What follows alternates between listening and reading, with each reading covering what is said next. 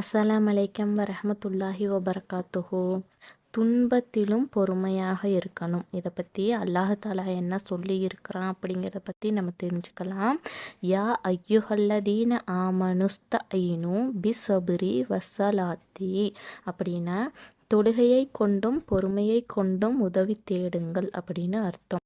நபி ஸல்லல்லாஹு அலைஹி வஸல்லம் அவங்களுக்கு ஏதாவது மனசு சஞ்சலம் படும்படியான விஷயங்கள் நடந்துச்சு அப்படின்னா அவங்க தொழுகையின் பக்கமே அதிகமாக கவனத்தை செலுத்துவாங்க. அப்புறம் பொறுமையை மேற்கொள்ளுவாங்க. இதை பற்றி ரசூலுல்லாஹ் என்ன சொல்லியிருக்கிறாங்கன்னா, அல்லாஹ் தாலாவுடைய உண்மையான அடியாருக்கு அல்லாஹ் தாலாவுடைய சமூகத்தில் மிகவும் உயர்ந்த அந்தஸ்து எழுதப்பட்டிருக்குது.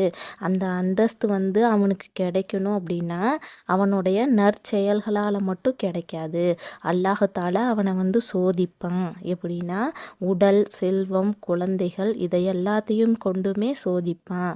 அந்த சோதனையிலையும் அவன் உண்மையான அடியான் வெற்றி பெற்றுவான்.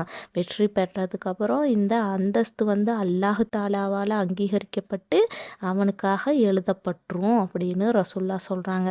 இதை பற்றி விவரமாக சொல்கிறாங்க. ஏதாவது துன்பம் நிகழ்ந்துச்சு அப்படின்னா முதல்ல இஸ்திக்ஃபார், அதாவது பாவ மன்னிப்பு கேட்கணும். அப்புறம் தொழுகையில் ஈடுபடணும்.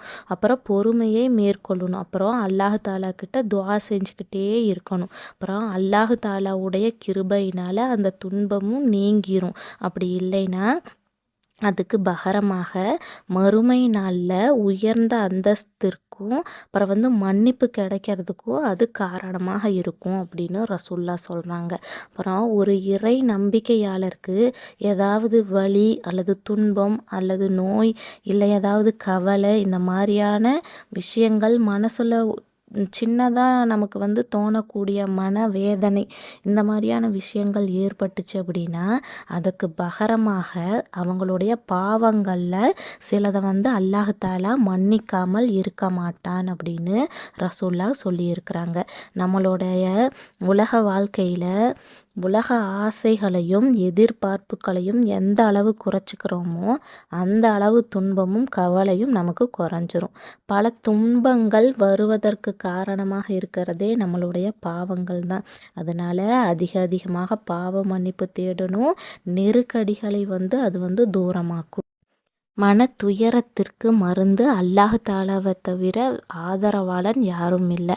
அதனால் நம்ம நாடியது நடக்கலையே அப்படின்னு ஏங்கிறத விட்டுட்டு அல்லாஹ் தாலா நாடியது நடந்துருச்சு, அதில் நல்லது இருக்கும் அப்படின்னு நினைக்கணும். நிச்சயமாக அல்லாஹ் தாலா நமக்கு உதவி